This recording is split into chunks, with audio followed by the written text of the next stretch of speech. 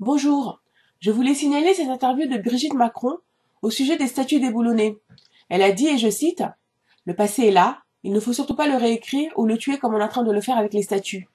Le passé, c'est constitutif de ce que nous sommes. » Elle a poursuivi en disant combien il était important de ne pas renier l'histoire, de ne pas renier notre culture, car cela dit quelque chose de nous, même si c'est quelque chose qui ne nous plaît pas. Elle se range donc derrière son mari, Emmanuel Macron, qui avait affirmé lors de son allocution télévisée du 14 juin dernier sa volonté de ne pas tourner le dos à l'histoire, et je le cite, « La République n'effacera aucun nom ou aucune trace de son histoire. La France ne déboulonnera pas de statut. » Pour nous qui souffrons encore de cette histoire sans fin, c'est très difficile à entendre. Pourtant, cette réponse est la seule logiquement opposable à ceux qui contestent le passé esclavagiste et colonialiste de la France, alors que dans le même temps, d'autres conquérants sont en action sur le continent noir, perpétuant la tradition de mépris et de maltraitance de l'homme noir, comme ici cet entrepreneur chinois qui tire sur ses ouvriers africains venus lui réclamer le paiement de leur salaire. Je vous laisse regarder le film.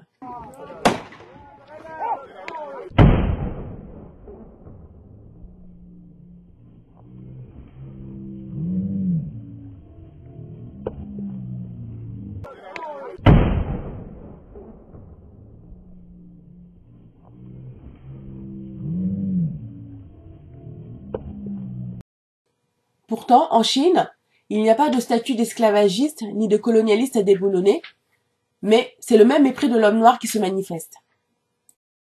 Ce mépris est tellement répandu qu'il est fort à parier que même les extraterrestres le partagent. Il ne faut pas faire comme Don Quichotte, qui perd son temps à combattre des moulins à vent, des ennemis extérieurs qui n'ont que la puissance qu'on leur donne.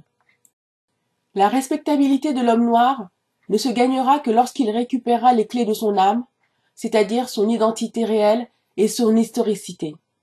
Quand ils ne pourront plus accéder aux richesses inépuisables de nos êtres et de nos terres, disons pendant 400 ans, ils nous regarderont et considéreront différemment.